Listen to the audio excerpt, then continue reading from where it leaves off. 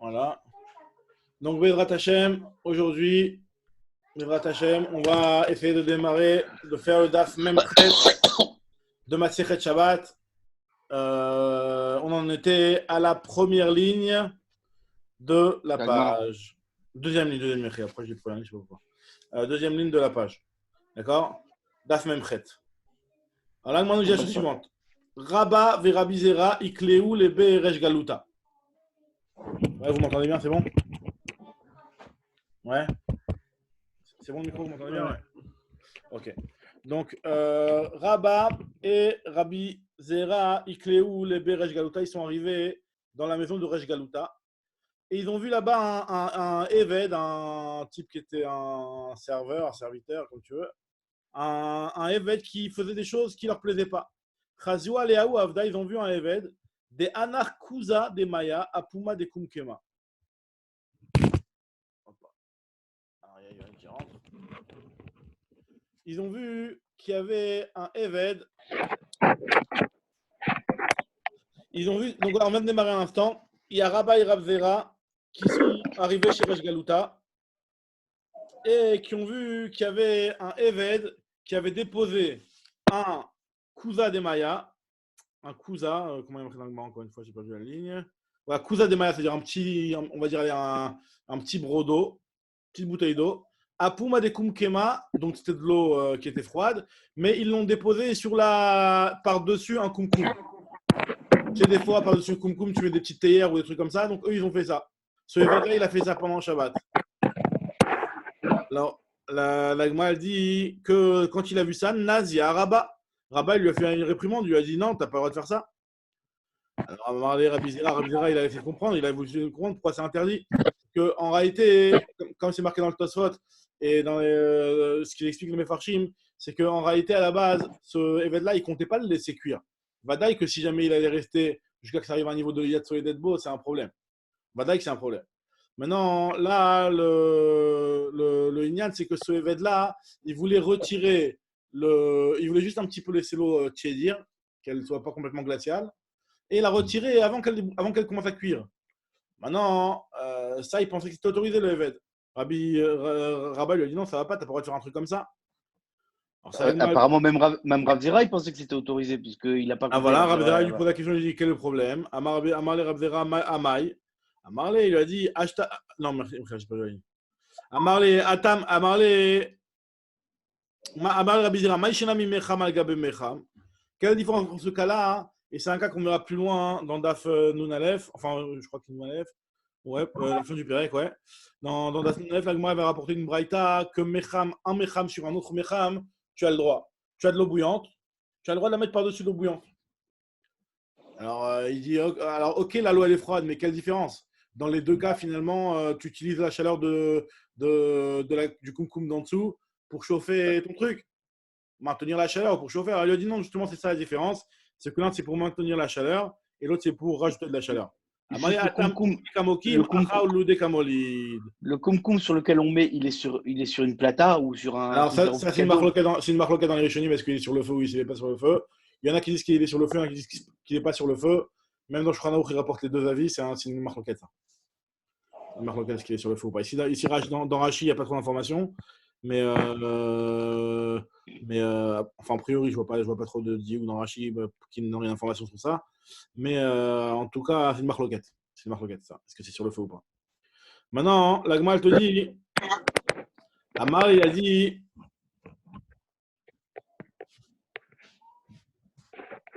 Atam okume kamolid, Atam okume kamokim, achaoulide kamolid. Là-bas, dans le cas de Mecham, c'est autorisé parce que ça maintient la chaleur, il n'y a pas de problème. Donc, là, tu vas prendre et tu vas créer une chaleur sur quelque chose qui était complètement froid. Et là, à ce niveau-là, c'est plus problématique. Et donc, le problème, il est, bien entendu, comme on a expliqué avant, qu'il y a quand même un très grand risque qu'il le laisse jusqu'au moment où ça cuise, même si lui, à la base, c'était pas ça son but. Mais c'est pour ça qu'on l'interdit. Et d'ailleurs, Tosfot ici, il fait un rappel sur une Gemara qu'on avait vu plus haut. On avait dit qu'on avait le droit de mettre Keneged Amedura un verre d'eau, pas pour qu'il cuise, mais pour qu'il tiédisse. Alors il dit là-bas, on parle d'un cas où ça ne pouvait pas arriver à un niveau de chaleur de Yad Soledadbo. Parce que si ça pouvait arriver à un niveau de chaleur de Yad Soledad Bo, même si tu le mets juste pour tiédir, hein, c'est quand même interdit. Comme ça, tu sois ici. Ça veut dire que tu as un grand feu de cheminée, tu mets ton verre à côté du feu de cheminée. Si ça peut arriver à ce que ça tiédisse, ça sourd. Non, si ça peut arriver à ce que ça arrive si ça peut arriver à Yad Soledad Bo, alors c'est assourd même de le laisser même une seconde et que tu veux juste le faire tiédir un petit peu. Ouais. Très bien. L'agma continue, elle te dit.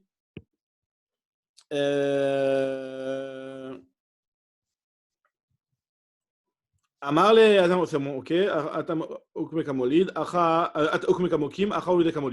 Adar Khadje, il a vu encore une autre chose que ce Eved a fait. Des paras d'Astoudar à Poumé des Kouba. Qu'il avait tendu un d'Astoudar, c'est les gens, un petit masque, comme les masques qu'on a, enfin, c'est pas un masque, non, c'est un turban qui mettait autour de la tête. D'accord. Et il a pris ce turban-là qui mettait autour de la tête, donc qui était un vêtement, et il l'a mis par-dessus justement le brodeau. Et sur ce brodeau, donc il y avait une carafe d'eau, on va dire une carafe d'eau, il a mis par-dessus un petit tissu pour que ça recouvre ce brodeau. Et par-dessus ce tissu-là, il a posé un kéli. Natla, c'est un kéli. C'est les kéli comme on fait les tchadaïm, quoi, les petits verres. Alors, Natla, il a posé un kéli par-dessus. Donc, a priori, celui qui voit ça, il dit, il n'y a aucun problème, qu'est-ce qu'il a fait de mal? Et bien, Rabat, il n'a pas aimé. Nazir Rabat lui a fait le reproche. Il lui a dit, pourquoi tu fais une chose pareille, tu n'as pas le droit de faire ça. Amar les Rabizera, Amaï. Pourquoi il lui a fait un reproche cette fois-ci? Amar, il lui a dit, Ashta Chazit. Il a dit, voilà, attends, tu vas voir. Tu vas voir, maintenant tu vas voir. Qu'est-ce qui s'est passé? Les sauf, à la fin, Chazier des Kamatsarle. Il a vu que ce événement-là, quand il a récupéré son tissu, Mahatsarle, il a essoré. Il lui a fait une srita. Il a essoré. Donc, il lui a dit, tu vois, là, c'est pour cette raison que j'accepte pas une chose pareille. Tu ne peux pas mettre un tissu par-dessus un endroit où il y a un risque que de l'eau tombe dessus et que ce tissu-là risque d'être imbibé d'eau, de peur qu'on vienne à essorer.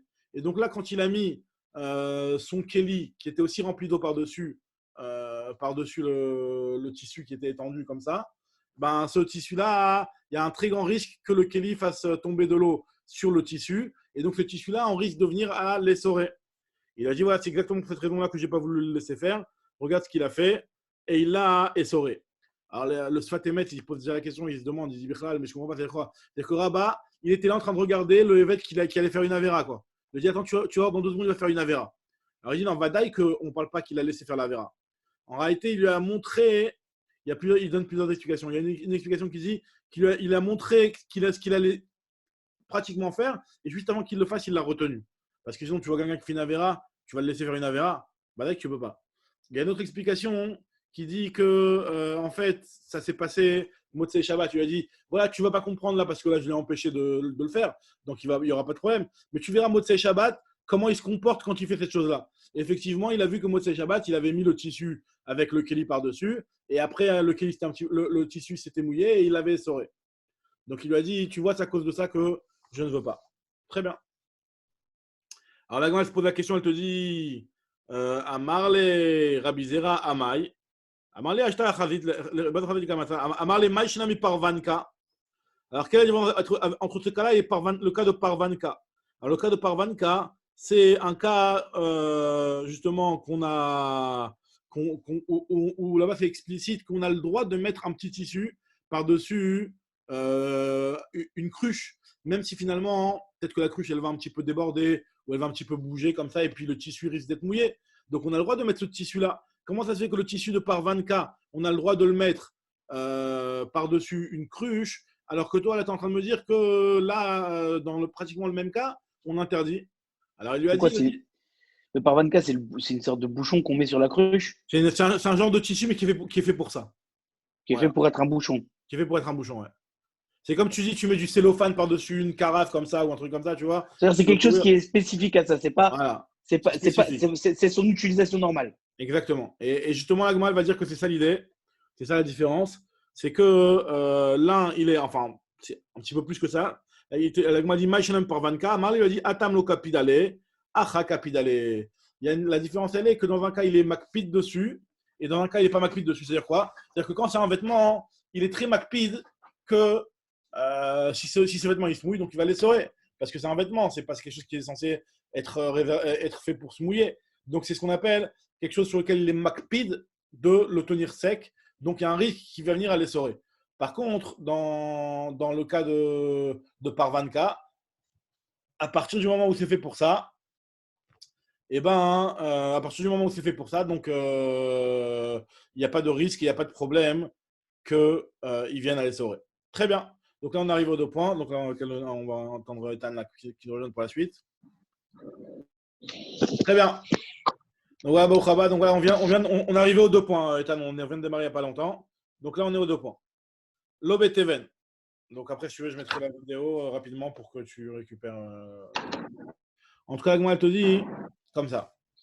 Bae, Lob et Teven. On avait dit dans la Mishnah qu'on n'a pas le droit de faire une atmana ni avec du gefet, ni avec du zevel, ni avec du sel, etc. On avait dit aussi, en deuxième partie de la Mishnah, on avait dit que tu ne peux pas utiliser aussi du foin, de la paille, d'accord? Ou alors des pots de raisin, ou alors des petits moukhrines. On avait dit que les petits moukhrines, c'était genre du coton ou toute chose qui est un petit peu tendre comme ça, qui a une matière un petit peu tendre, comme un petit peu molletonnée, d'accord?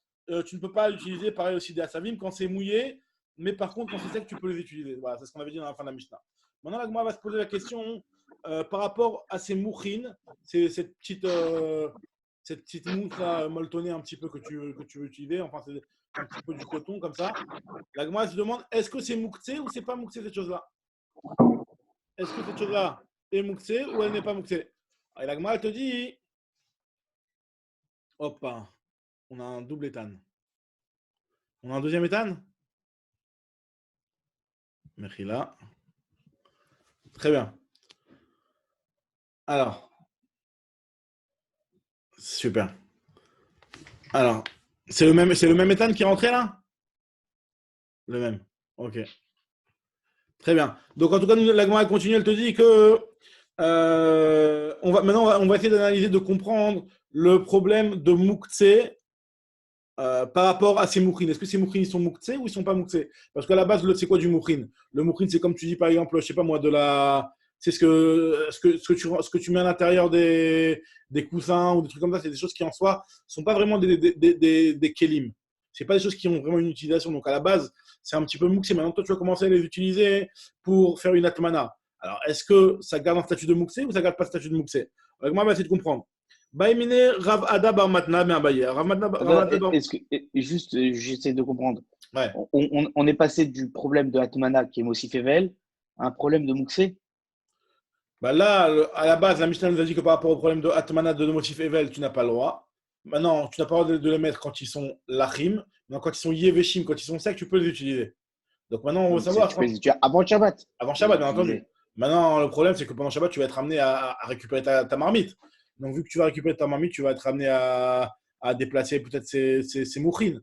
Donc, on veut savoir, est-ce que tu as le droit de les déplacer pendant C'est Shabbat? parce qu'il a dit Ethan la dernière fois. C'est parce qu'il a dit Ethan la dernière fois comme on l'a réservé pour quelque chose de moutard.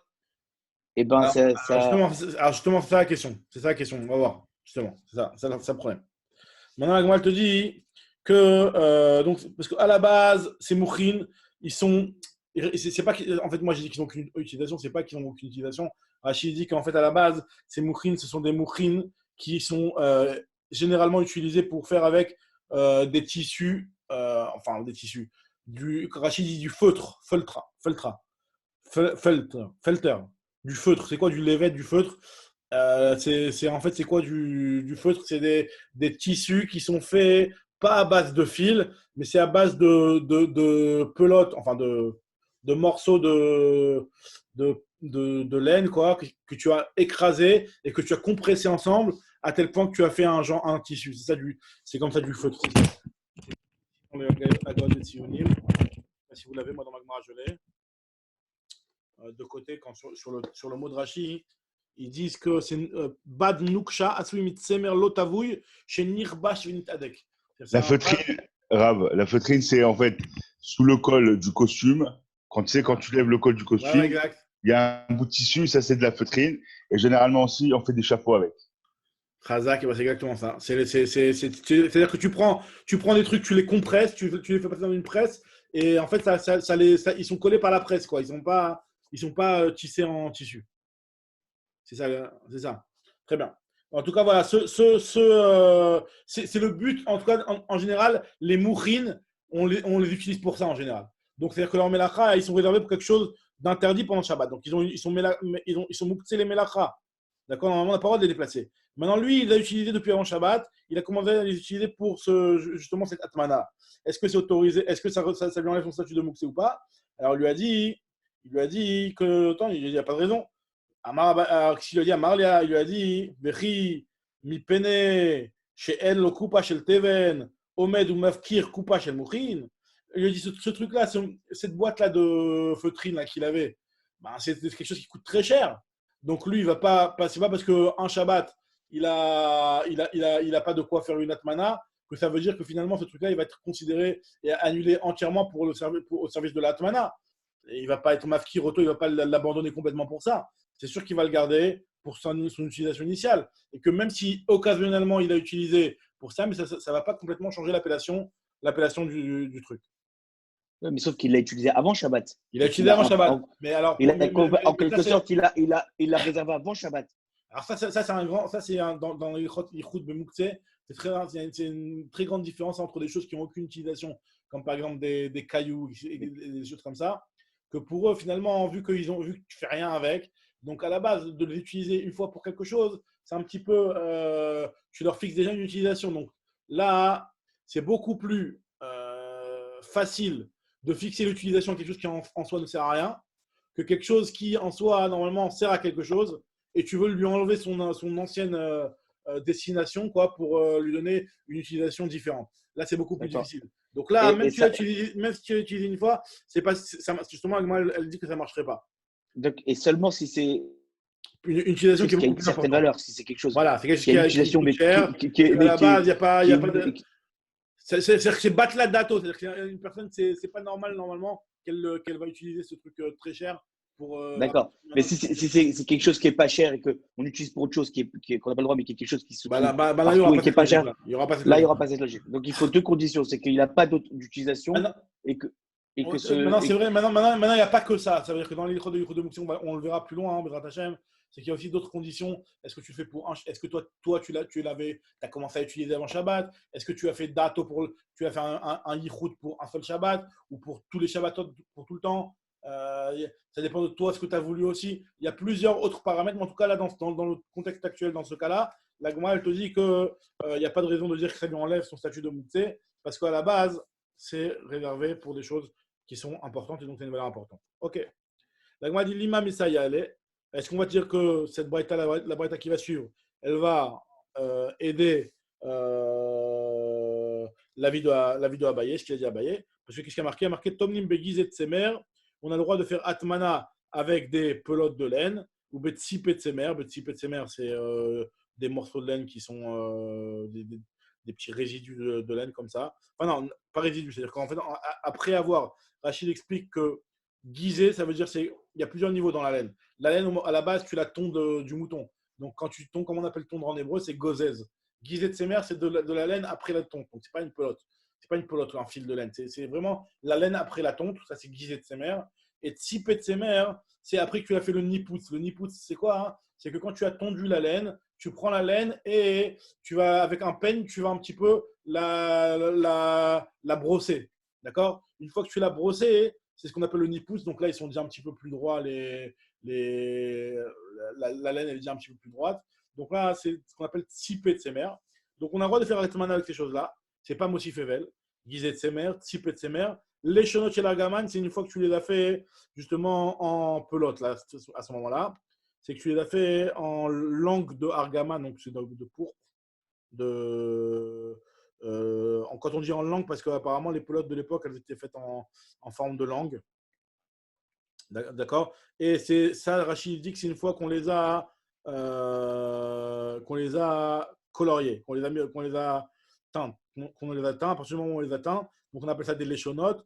Et Rachid dit que quand on les peigne, et en réalité, en fait, Rachid dit qu'on les a même pas encore fait en fil. Tu vois, moi, je pensais que c'était déjà un peu là. Rachid dit qu'à ce niveau-là, on les a pas encore fait en fil, mais c'est en léchonotes. C'est-à-dire que c'est déjà un niveau de travail au-dessus de Tsipé de Semer. Okay, ils ont déjà été coloriés.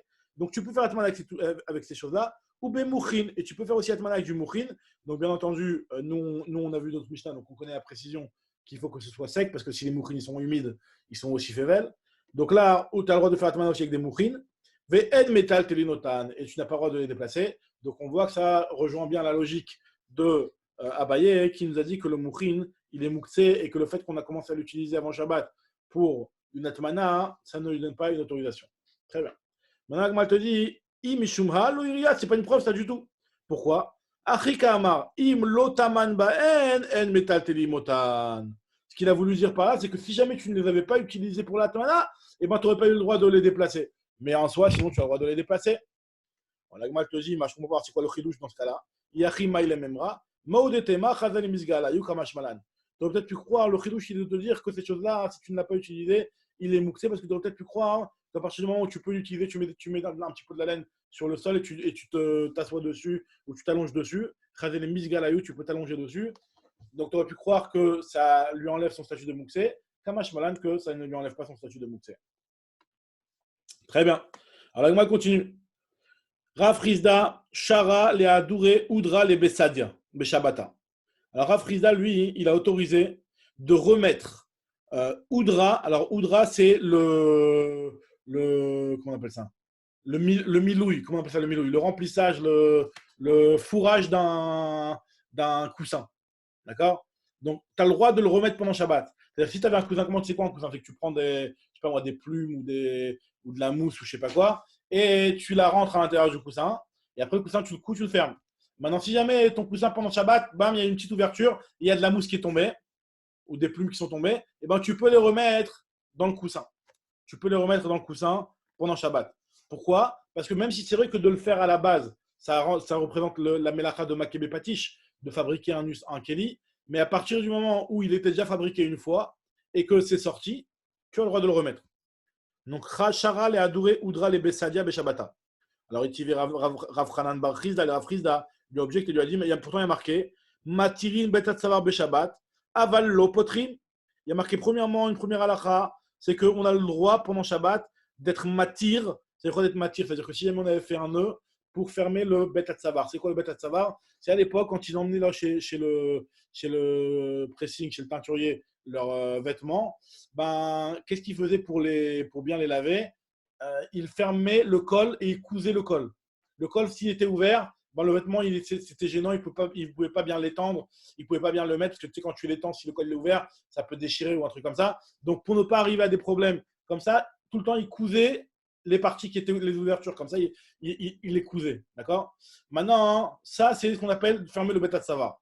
Maintenant, pendant Shabbat, tu as le droit d'être matir, c'est-à-dire d'enlever le nœud qui le fermait. Si jamais il était fermé par un nœud, tu as le droit d'enlever le nœud. Par contre, tu n'as pas le droit d'ouvrir un Betat Savar, ça veut dire que si jamais tu as un keli, que tu as fabriqué un tissu, et tu veux utiliser une tunique, tu veux par exemple faire une ouverture pour mettre ce tissu-là comme une tunique, d'accord? Bah, tu n'as pas le droit d'ouvrir les khatrila, le col pendant Shabbat, un col qui était complètement fermé, et donc de déchirer en réalité pour ouvrir et te faire un col, parce que là, tu es en train de finaliser un vêtement, et ça, c'est interdit pendant Shabbat. Le matériel Betat Savar, c'est seulement si c'est un vêtement qui passait chez le teinturier, pas si c'est un vêtement neuf. Alors, si c'est un vêtement neuf, mais qui était ouvert et que le vendeur l'a refermé en attendant qu'il se vende, peut-être aussi. Pourquoi? Non, je parle si ça vient de chez le tailleur, et que c'est le tailleur qui a… Ça ne s'appelle pas Makébé Patish, c'est pas ça le cas de Makébé Patish de base? Bah, le cas de Makébé Patish, déjà à la base, c'est quand il est fermé que tu as créé le col de toute pièce. Tu l'as ouvert pour créer le col, tu as déchiré pour créer le col. Ça, c'est vraiment un cas où tu as finalisé le keli. Maintenant, dans le cas où comment on appelle ça, le fabricant, on va dire, il a fait le col et après, par exemple, c'est comme les poches des vestes. D'accord? Elles sont cousues. C'est-à-dire qu'à la base, elles sont ouvertes, ces poches-là. Mais juste, on les a cousues pour ne pas que ça s'abîme avant de les vendre. D'accord? Ben là, d'ouvrir ce truc-là, est-ce que ça sera Makébé Patish? Je ne sais pas. Je ne sais pas pour les poches, mais là, comme c'est la même chose. Est-ce que ce ne serait pas un Gmar Melacha en fait? C'est quoi? Pourquoi c'est pas un Gmar Melacha? Ça ne serait pas un Gmar Melacha justement? Non, parce que les poches. Mais alors, moi, j'ai ce que Agmal te donne comme exemple, c'est d'ouvrir quelque chose qui était fermé par le teinturier. Maintenant, il demande c'est quelque chose qui a été fermé par le fabricant. C'est-à-dire qu'à la base, c'était ouvert, mais le fabricant, il a cousu pour que ça reste fermé. Et après, tu vas l'ouvrir pour la première fois. C'est-à-dire qu'en réalité, le premier acheteur, il va l'ouvrir pour la première fois en ouvrant cette couture-là. Alors, il y a Choliot. Je ne sais pas si ça s'appelle Makévé parce que ça s'appelle. Finalement, le Kelly a été terminé avant qu'il ait cousu le fabricant. Je sais pas, mais les poches, en quelque sorte, c'est pas la même chose parce que Rob des cas moi, mes costumes, je les ouvre jamais ces poches. Ouais. Et je pense que la majorité des gens, c'est la même chose. Alors que là, à la base, la première fois que je vais l'utiliser, je vais l'ouvrir. Bon, je sais pas. En tout cas, là l'exemple Pachout qui est marqué dans Rachid, c'est que c'était chez le teinturier. Et on te dit que ça, tu as le droit de l'ouvrir. On va reparler de ça du cas du bête à savoir juste après, encore une fois. En tout cas, moi, elle te dit que donc ça, c'est un premier zine, que tu as le droit d'ouvrir le kécher qui était fermé. Mais par contre, si jamais c'est un baguette qui est khadash, qui n'a jamais été encore ouvert, donc il n'y a pas de colle, alors là, tu n'as pas le droit de l'ouvrir, l'opotrine. D'accord? Tu n'as pas le droit de l'ouvrir. Maintenant, si jamais tu l'ouvres, effectivement, il y a un problème de Beta Sava, de Makévé Patish. Alors, je viens de voir ce que tu dis que Bémet, le poter Beta Sava rachète le cas que tu dis, tu as raison. En fait, moi, j'ai dit un chat d'autres Rishonim, j'ai vu dans le Ritva. Mais en tout cas, toi, ce que tu dis, tu as raison que même quand le couturier, il a cousu ce truc-là, et qu'en réalité, tu viens l'ouvrir pour la première fois, c'est de ça qu'on parle poterie. Moi, j'ai compris poterie au début que c'est juste ouvrir et déchirer le vêtement. Mais là, il te dit même dans Rachid, il le dit en fait, que c'est quand tu ouvres pour la première fois, quand tu achètes le vêtement, tu coupes ses fils. Donc, c'est aussi ma patiche. Ok. Maintenant, Rachid te dit les quatrilas d'Ashta ville de Mana. Bon, on va voir juste après. On va voir. Alors, l'agma, elle va dire. Pour l'instant, c'est pas encore. C'est Makévé Patish, même si c'est utilisable. Là, bah, c'est pas utilisable, hein. C'est pas utilisable du tout. Dans ce cas-là, toi, tu demandes de manière générale quelque chose qui est utilisable, mais il y a une petite finition qui rajoute un plus. Est-ce qu'il y a Makévé Patish? Ouais. Normalement, si c'est quelque chose qui est important et qui fait partie du Keli même, même si tu peux l'utiliser, Bedorak, bah, ça s'appelle que le Keli n'est pas complètement terminé. Il y a Makévé Patish. Maintenant, quand c'est quelque chose qui est. Par exemple, les poches là, qui sont cousues ou les fils derrière. Là, qui sont... C'est ce qu'on s'est demandé juste avant. Je sais pas. Est-ce que ça s'appellera si Makévé Patish? Moi, je pense que quelque part, oui. Moi, j'ai envie de dire que oui, mais je suis pas sûr. Parce que c'est vrai que la veste, elle est utilisable, comme tu dis, il n'y a aucun problème, et la plupart des gens l'utilisent sans ça, mais tu fais quand même une petite finition. C'est comme tu dis, quelqu'un, il a une petite finition dans son vêtement à faire, et vu que c'est pas obligé, il ne la fait pas, mais voilà, une fois que tu fais la finition, ça s'appelle que tu fais une finition. Ok. Je sais pas. Ok, très bien. En tout cas, nous dit Agmara que. Je retrouve juste la ligne. Voilà, ça c'était le premier cas. Maintenant, ce qui nous intéresse, nous, et de là, il y a la question, c'est par rapport au mouchin. En notnim et mouchin, lo letochakar, velo letochalkefet beyom tov. Tu n'as pas le droit de mettre du remplissage d'un coussin ou d'une couette pendant Yom Tov, 25 loma pendant Shabbat, et plus fortement pendant Shabbat. Lokashia, l'agma dit donc finalement ça se contredit. L'agma dit non, lokashia, abechadte, abeatike. Ça dépend si c'est neuf ou si c'est vieux. Comme j'ai expliqué juste avant, dans un cas où c'était déjà rempli et que ça s'est juste ouvert et que tu veux les remettre, alors là, c'est autorisé, il n'y a pas de problème. Par contre, dans le cas où c'est la première fois que tu veux le remplir, alors là, c'est Makévé Patish, tu es en train de fabriquer le Kelly, et donc là, il y a un problème. Pourquoi il dit plus forte raison? Pourquoi la Gemara utilise la chaîne de la plus forte raison à Shabbat? Pourquoi c'est la plus forte raison Shabbat que Yom Tov? Bah, déjà, de manière générale, toujours en Shabbat, il y a plus de Issourim, puisqu'il n'y a pas le térim de Chel Nefesh. Mais là, tu veux dire dans ce cas-là, par rapport au cas de. Justement, sur Mouxé, Yom Tov, on est plus marmire que Shabbat. Nachon. Alors, il y avait j'ai vu un Pirou, je crois que je sais plus, c'était je ne me rappelle plus le nom de qui c'était qui disait que dans Shabbat, le Entzarek Lomar, c'est que en fait, à Yom Tov, tu fais une melacha, c'est un lave. Tandis que Shabbat, tu fais une melacha, c'est Chayav Karet. Entzarek Lomar Yom Tov par rapport à ça. Je ne me rappelle plus qui c'est qui dit ça. Ok. Pourquoi on n'a pas ramené cette Mishnah pour dire qu'on a le droit d'être tel le Mouchin Shabbat? Le problème d'avant. Déjà, là, on parle d'un moukhin parce que c'est pas la même chose. C'est pas le même moukhin. C'est pas le même moukhin. Là, c'est un moukhin qui est pour être dans le coussin. Et il est arrivé à son utilisation finale. Et voilà, c'est comme ça que tu l'as utilisé. Donc, c'est comme tu dis, un moukhin avec lequel tu auras déjà fait ton tissu. Le tissu, tu as le droit de le déplacer. Il est déjà arrivé à son utilisation, tu vois. Donc, ça veut dire on parle pas d'un moukhin que… Non, d'un moukhin. C'est un moukhin spécifique au coussin. Ouais. Alors, maintenant, la Gemara te dit… Alors, non, Nashrou, par contre, si jamais c'est tombé, Tanya Namiachi, je reprends dans les mots. Tanya Namiachi, En notnim et amouchin, lo etorakav, lo etorakizet beyom tov, en lomar beshabbat. Nashrou, si jamais ils sont tombés, les mouchin, alors qu'ils y étaient déjà à l'intérieur, mar zirin otan beshabbat, tu as le droit de les remettre pendant Shabbat, il y a plus forte raison pendant Yom Tov, en lomar beyom tov. Très bien. Maintenant, la Gemara reprend le cas du Betat Savar. Amar Rav Yehuda, maintenant on va commencer la sougia de sougia de Chibour. C'est-à-dire la sougia de tout ce qui s'appelle Mechoubar. On va entrer un petit peu dans les règles de Shabbat, un petit peu dans les règles de Kilaïm, un petit peu dans les règles de Toum'a.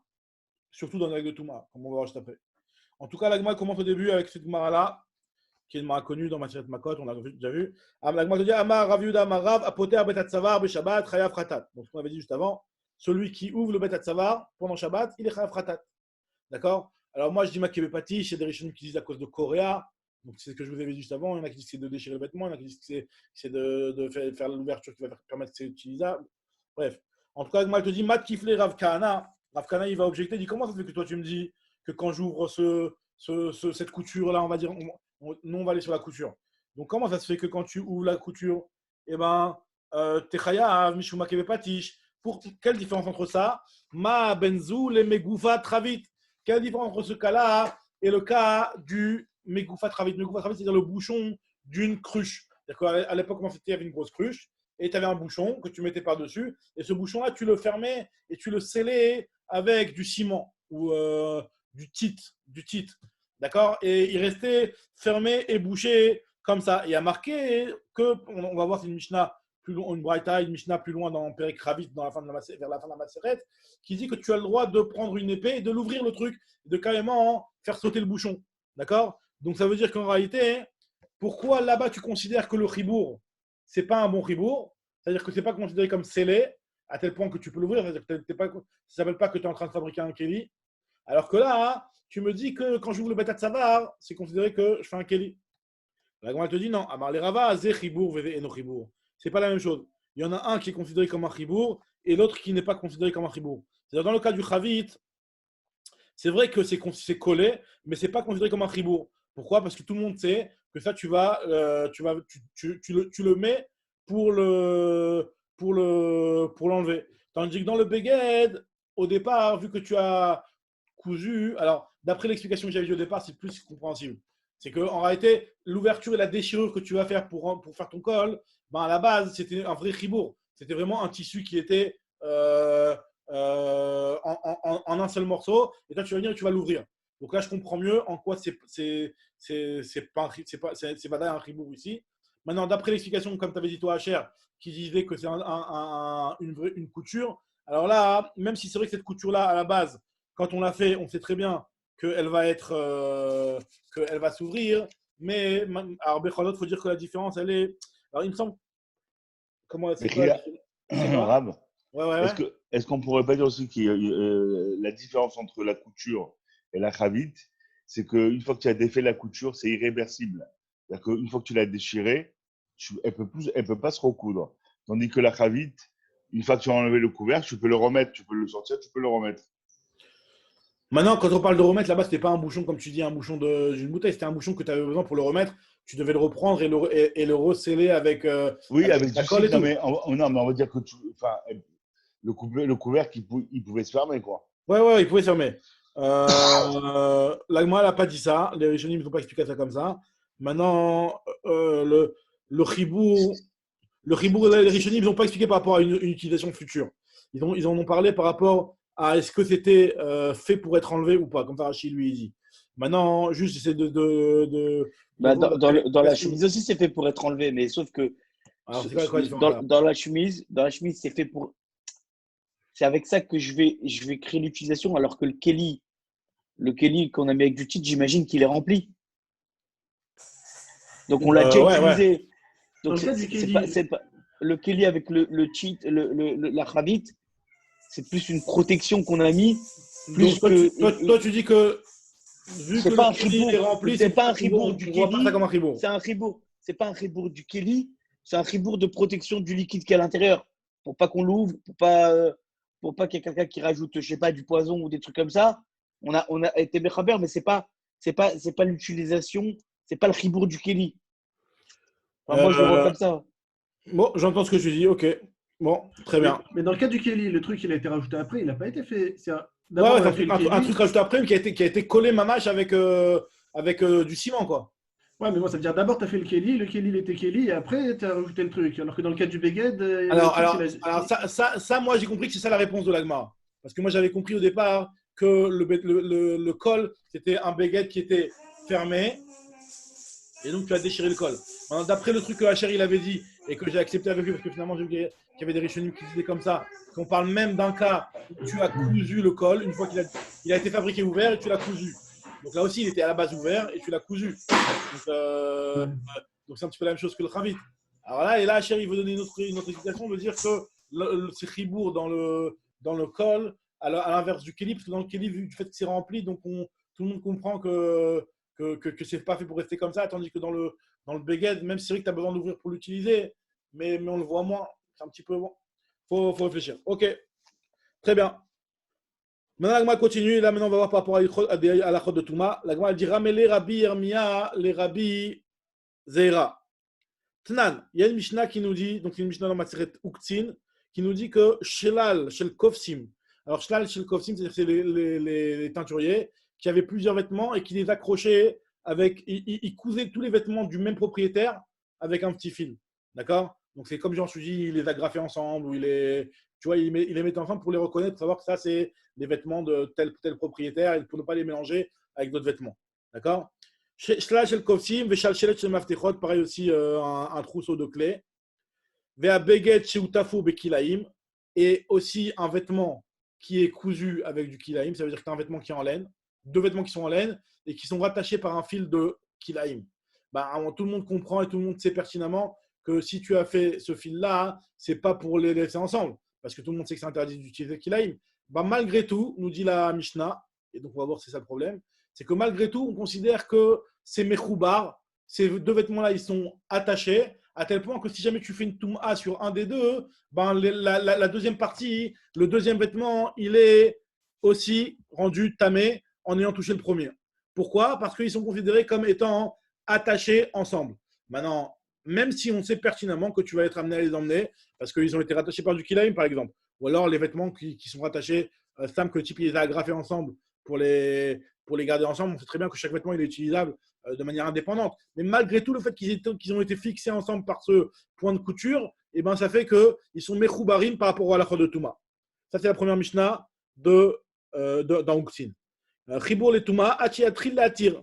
Seulement à partir du moment où tu commences à dénouer le fil, même si tu n'as pas terminé de les dénouer, mais tu as fait une action, l'action que tu as fait, elle a le pouvoir de déraciner l'action que tu avais fait à la base, de les attacher ensemble. Un maasé, il est au Ker un maasé, comme ça Rachid explique.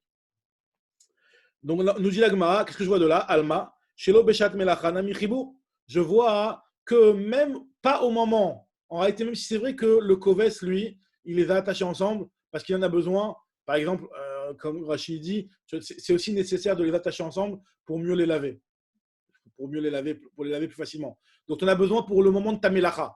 Donc, la Gemara, elle te dit, tu vois bien qu'on considère que c'est Mechoubar tant qu'il y a ce point de couture, même une fois qu'il a terminé la Melacha. Puisqu'on n'a pas fait de restriction ici en disant que c'est seulement au moment de la Melacha que c'est considéré comme chibour, seulement au moment où tu as besoin de ce chibour. On n'a pas fait cette restriction-là. On a dit qu'à partir du moment où ils sont rattachés ensemble, c'est un chibour. C'est considéré qu'ils sont un seul et même vêtement. Et donc, tu touches un des deux, tu as rendu tamé le deuxième. Pourtant, je te pose une question, Minou. Et donc là, c'est l'objection. Il y a une autre Mishnah dans Maseret Kelim qui nous dit que Makel, chez Asao, il y a de l'accord chibour la Touma. Bécha'at Melacha. Il y a marqué que si jamais à l'époque les pioches ou les pelles, il y avait le morceau de fer qui est la pioche vraiment, et il y a le petit bâton, le petit bout de bois qui était la yadite, qui était le manche. le manche de la pioche. Maintenant, ce manche-là, c'était quelque chose que quand on rangeait la pioche, on enlevait ce manche-là parce qu'on prenait un bâton n'importe lequel dans la rue, on ramassait un bâton et on le mettait. On n'avait pas besoin de garder ce bâton-là aussi en stock, donc on les démontait à chaque fois. Maintenant, nous dit la Mishnah qu'un maquel, un bâton, donc normalement un bâton, c'est du bois, ouais. Et le bois, on sait très bien que les bois, quand ils n'ont pas de réceptacle, de bête qui boule, ce qu'on appelle pshouté klietz, quand il est droit, le bout de bois, il ne reçoit pas de touma. Pour recevoir la touma, il faut qu'il soit fait avec un tor, avec un bête qui boule, avec un réceptacle. Tant qu'il n'y a pas de réceptacle, il n'est pas mekabel touma. Malgré tout, là, on dit que ce truc-là, à partir du moment où tu l'as rattaché au cardum, eh ben, il prend le statut de Kéli grâce au cardum. C'est devenu le yad, c'est devenu le manche du cardum. Donc, lui, il reçoit la touma. Mais par contre, seulement Béchat Melacha. C'est-à-dire seulement quand tu travailles avec le cordum. Mais quand tu ne travailles pas avec le cordum, même s'il est encore attaché au cordum, même s'il est encore attaché à la pioche, eh ben, tu n'as pas le droit. Il n'est pas considéré comme étant Mechoubar. Donc, on voit que là-bas, dans ce cas-là, c'est seulement Béchat Melacha. Et chez le Béchat Melacha, ce n'est pas considéré comme étant rattachés ensemble. Donc, la question par rapport au cas d'avant, dans le cas des vêtements avec le point de couture, pourquoi on considère que c'est tout le temps considéré comme un chibour? Donc, moi, elle te dit. Donc, Béchat Melacha, in, chez le Béchat Melacha, lo. Amari lui a dit, non, c'est pas la même chose. Atam, là-bas, chez le Béchat Melacha, Adamassou, les orkanes, les benaïtim. Dans le cas de la pioche, le morceau de bois, quand tu ne travailles pas avec, normalement, une personne normale, elle prend ce morceau de bois, elle le jette avec le bois qu'elle va utiliser pour faire du feu ou pour je sais pas quoi. Elle le jette avec les autres morceaux de bois.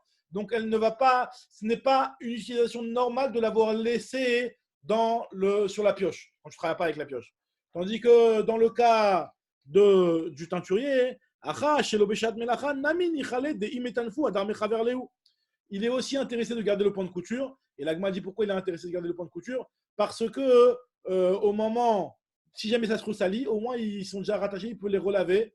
Des imetanfé, s'ils se salissent, hadar mechaverleu, il peut les renettoyer, il peut les relaver. Donc c'est pour ça qu'il est intéressé à garder le point de couture le plus longtemps possible. Même une fois qu'il a terminé le lavage, il est intéressé à le garder pour, en cas de problème, les relaver. Très bien. Nous dit l'Agmara Bessoura. J'ai pas compris l'histoire de relaver.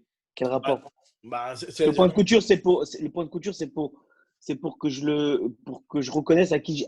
Non, c'est pas seulement ça. C'est pour ça que j'ai rajouté après par la suite. J'ai dit que c'est pas seulement pour mettre ensemble ceux de tel propriétaire, mais c'est aussi parce que c'était quelque chose qui est une soura, une façon plus à l'aise de les laver. De les laver quand ils sont attachés, c'est plus facile. Tu les prenais tous ensemble, tu les mettais dans la même bassine, tu les lavais et c'était plus facile. Donc, vu que ça facilitait et c'était plus pratique de les laver de cette façon-là, hein, donc c'est pour ça que Béchat Melacha, c'est un chibour. On te dit que même chez le Béchat Melacha, parce que tu envisages tout le temps peut-être qu'ils vont se ressalir à un moment et tu voudras les relaver. D'accord? C'est la même chose sur l'appel. Hein. L'appel, à un moment, je vais avoir besoin de recreuser un autre trou, je vais être content de l'avoir trouvé déjà, que je n'ai pas besoin de réattacher. Dans l'appel, apparemment, vu que c'est quelque chose que tu trouves tellement facilement, un morceau de bois à remettre, donc tu vas pas garder le morceau de bois sur l'appel pour peut-être tu vas utiliser une deuxième fois. Quand tu sais que tu as fini ton utilisation, tu gardes pas le morceau de bois, c'est pas le derrière. Tandis que là, de refaire un point de couture, c'est plus compliqué. D'accord. Maintenant, la Gemara, elle te dit Besura matnou le hashmata à Soura. Cette sugia-là, il l'enseignait au nom de Mishme de Rav Friza, en disant que c'est au nom de Rav Friza. À Pumpedita, ils enseignaient ça au nom de Rav Kahana, et ils disaient que ça au nom de Rava. Il y a trois versions. Est-ce que c'était Rav Friza, Rav Kahana ou Rava? Ok. Man Tana Hamilta de Amourabanan. Quel est l'auteur, quel est le Tana qui pense la chose suivante, que Kol Mechoubar lo Ariou Kameu, toute chose qui est Mechoubar, c'est considéré comme lui-même. Donc la Gemara, elle te dit Amar Rav Yehuda Amar Rav, Rabbi Meiri. Cette chose-là qu'on a vue jusqu'à maintenant, et on a dit qu'à partir du moment où c'est Mechoubar, ça les rend comme s'ils étaient un seul même Kéli. Celui qui a pensé cette chose-là, c'est Rabbi Meir. Ou Rabbi Meiri, il a dit ça. C'est notre Mishnah dans Maseret Kelim aussi. Detnan, Bet Apar. Alors Bet Apar, c'est quoi Bet Apar? Alors imaginez-vous une Kira. Alors une Kira, donc c'est une cuisinière, d'accord, sur lequel tu peux mettre 2 marmites par-dessus. Et donc, tu as à l'intérieur, tu as une petite ouverture à l'intérieur desquelles tu pouvais mettre tes braises ou des autres marmites, comme on avait expliqué. Et il y avait en fait des petites étagères. qui étaient placés sur la kira. Le type, il met là-bas son sel, c'est tavlinim. Il met là-bas une petite bougie si jamais il a besoin de feu. Et il mettait là-bas de l'huile, bête à part. Donc il avait son huile, il avait des petites étagères qui étaient mechoubar sur l'extérieur de la gazinière. D'accord? C'est des petites étagères à épices, quoi. Vraiment des petites étagères à épices. Comme tu dirais, les petites étagères qu'il y a dans la porte du frigo. D'accord? Ce qu'il y a sur les barbecues aujourd'hui, il y a certains barbecues un peu sympathiques de chez Weber, ils te mettent une petite étagère pour que tu puisses mettre les épices, les trucs que tu vas utiliser. De côté, c'est un genre un petit bac comme ça dans lequel tu mets les trucs. Okay, très bien. Maintenant, ces choses-là, nous dit l'Agmara, ces choses-là, ils sont mechoubarim, ils sont rattachés à la kira. Maintenant, la kira, c'est un keli cheres. La kira, c'est un keli cheres, et le keli cheres, il a des règles. Le keli cheres, il a premièrement une khumra, c'est que c'est metamé me aviro. Ça veut dire quoi, c'est metamé me aviro? Ça veut dire qu'à partir du moment où tu mets une touma dans le avir du keli cheres, ben, même si tu n'as pas touché le keli cheres, il est tamé. D'un autre côté, il a une kula, hein, c'est que le keli cheres, tu ne peux pas le rendre tamé par l'extérieur. D'accord? Le keli cheres, tu le rends tamé que par l'intérieur. D'accord? Donc là, maintenant, par rapport à ces deux règles-là, on va voir finalement que ces petites étagères qu'il y a autour, et ben finalement, on va voir que pour certaines règles, elles font partie de la kira, pour certaines règles, elles sont extérieures à la kira. Alors, c'est ce que va nous dire la Mishnah. Beit apar ou beit atavlin ou beit aner. Donc, ces petites étagères-là, par, c'est pour les fioles d'huile. Beit atavlin, c'est pour les petites épices. Beit aner, c'est pour le nerf. D'accord? Nous dit la Mishnah, chez Bakira, donc ils sont sur une kira. Mais tamim bemaga, quand tu vas toucher la kira, c'est-à-dire que la kira, tu ne vas pas la rendre tamé avir. C'est-à-dire que tu vas elle va devenir tamé la kira grâce à un contact. Par exemple, il y a un chéret qui est tombé et qui a touché les murs de la kira. Alors là, dans ce cas-là, hein, on nous dit que même les petites étagères, elles sont aussi rendues tméot. Metamim bemaga, ve'en metamim be'avir. Par contre, be'avir, si jamais la touma, elle est seulement grâce au avir du keli cheres, ça veut dire qu'on a rentré un chéres dans le avir de la kira, et bien les étagères qui à l'extérieur, elles ne sont pas rendues tméot. Très bizarre. Dirait Rabbi Meir, c'est la vie de Rabbi Meir. Donc, c'est-à-dire qu'ils sont considérés comme le kira pour certains types de contacts, mais pas pour d'autres. Ça, c'est premièrement. Et Rabbi Shimon, lui, les métaires. Lui, Rabbi Shimon, lui, de toute façon, c'est tout le temps tahor. C'est-à-dire que lui considère que ces étagères ne se sont pas considérées comme faisant un avec la kira. Alors, la Gemara dit, biche, t'as Rabbi Shimon, je comprends bien. Lui, il pense que Kassavar Lav Kira Damou. C'est pas du tout considéré comme la kira.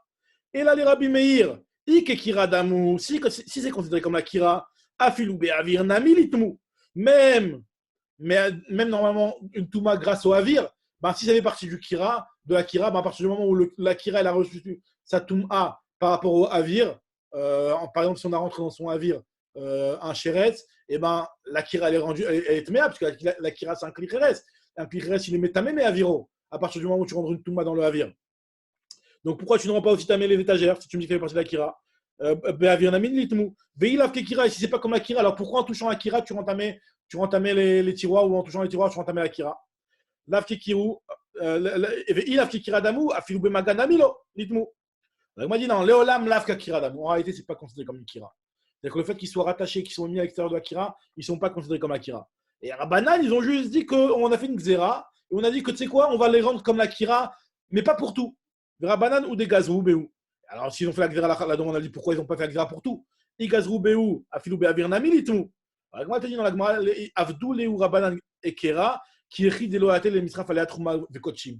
Les Chachamim, ils ont voulu laisser une différence avec le Keli Cheres pour ces étagères-là, pour ne pas que les gens ils croient que c'est une touma de Uraïta et qu'à cause de cette touma-là, ils viennent à faire et à brûler des kochim. On avait déjà vu un petit peu cette notion-là quand on avait parlé du srouchit.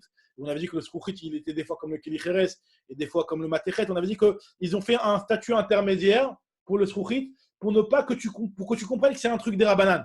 Et donc, vu que c'est un truc des Rabbanan, tu ne vas pas venir à brûler de la trouma grâce à cause d'une touma qui proviendrait de ce truc-là. Donc, pour la même raison, ils ont fait une distinction aussi entre les étagères par rapport à la touma de Havir, qui ne va pas être assimilée à la kira par rapport à la touma du Havir, mais par rapport à la touma de Maga, du contact, alors là, ils vont être assimilés à la kira. Très bien.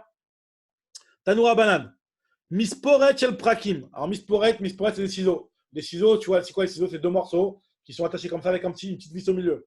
Donc, qui attache le ciseau. Donc, mais eux, c'est un truc qui se détache. Donc, c'était une petite vis qui se détachait et tu pouvais utiliser chaque partie du ciseau de manière indépendante.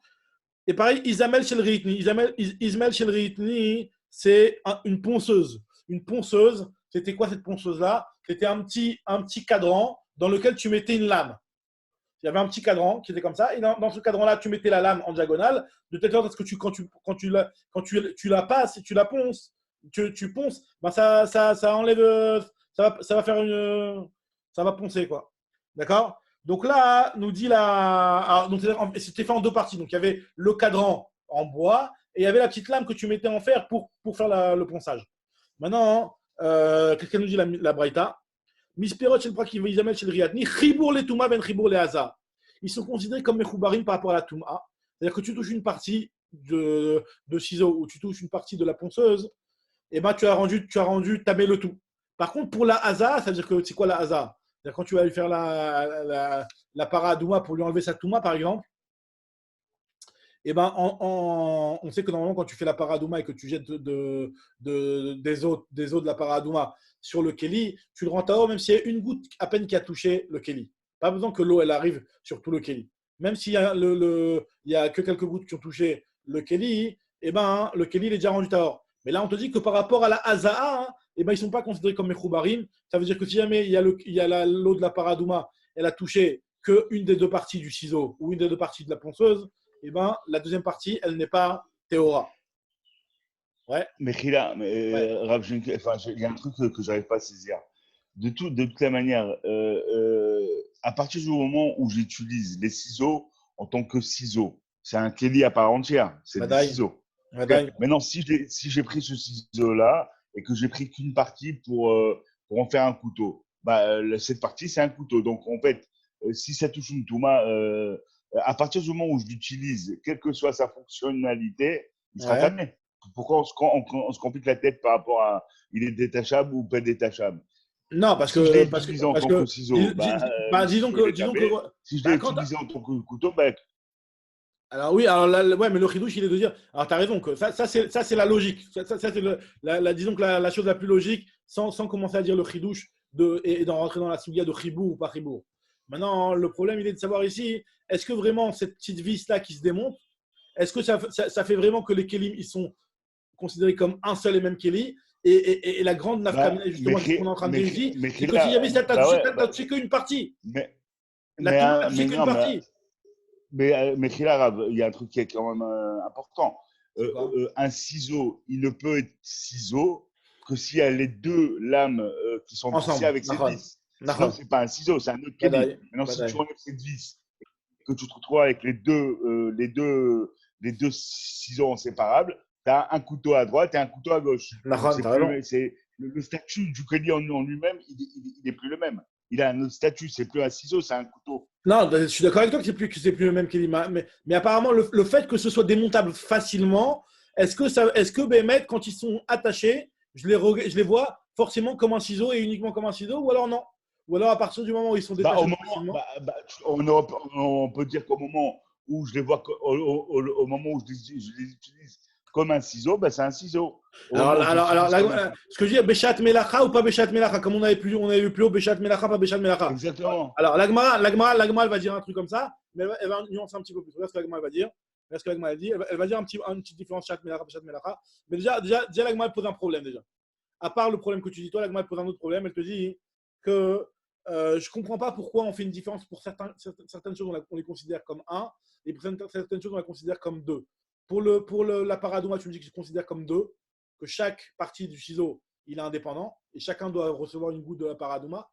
Et pour la touma, si jamais j'ai touché un des deux, et ben la deuxième partie, elle est aussi tméa. Pourquoi? Alors, il m'a dit, Mimanafchar, Ichibour, Afilou le Hazanami, Ve'ilav Chibour, Afilou le Touma Anamilo. Alors, il m'a dit, quelle différence? Marava, il a dit que Dvar Torah, Beshat Melacha, Chibour. Que quand tu dis, au moment de la Melacha, au moment où j'ai besoin de les utiliser comme ça quand ils sont ensemble, donc comme tu dis toi, au moment où ils sont en ciseaux, en utilisation en mode ciseau, d'accord? Alors dans ce cas-là, c'est un chibour. Normalement, c'est un chibour qui devrait être un chibour valable aussi bien pour la touma que si jamais tu as touché un des deux sétamé, que pour la haza, que si jamais tu as enlevé, tu as jeté la paradouma sur un des deux, ben le tout est devenu tahor. Ben chibour, ben les touma, ben les haza. Maintenant, chez l'obeshat melacha, dans le cas où c'est chez Beshat Melacha. Hein. Alors, Eno Chibour, Lola Touma, Velo Leaza. Bah, normalement, quand ils ne sont pas en train de travailler, bah, ce chibour-là, il n'est pas considéré comme un bon chibour. C'est-à-dire que même quand la vis, elle n'a pas été dévissée, mais tu n'es pas en train de travailler avec en tant que ciseau. La vis, elle n'a pas été dévissée, mais tu n'es pas en train de travailler avec. Et ben là, on considère que ce n'est pas considéré comme si ils étaient ensemble, ni pour la Touma, ni pour la Zaminatora. Les Ramim, ils ont fait une xéra, et ils ont dit que Midera Banana, on va considérer que quoi qu'il arrive tout le temps, ils sont considérés comme un. Regarde, Banana, la Touma, chez l'Obeshat Melacha, Mishum Touma, chez Beshat Melacha. Ils ont dit que de la même façon que quand tu es en train de travailler avec les ciseaux, et ben, tu touches une partie, tu entames la deuxième partie. Pareil, quand tu ne travailles pas avec les ciseaux, quand ils sont rattachés ensemble, tu touches une partie, ben, tu entames aussi la deuxième partie. Et les Chachamim, ils ont dit que la Haza, donc le fait de purifier une des deux parties du Keli, même si normalement Beshat Melacha ça devrait marcher, mais ils ont interdit Beshat Melacha à cause de Shelo Beshat Melacha. Donc en fait, on a fait une khumra sur dans les deux sens. Dans les deux sens. Dans les deux sens, exactement. Ouais, exactement.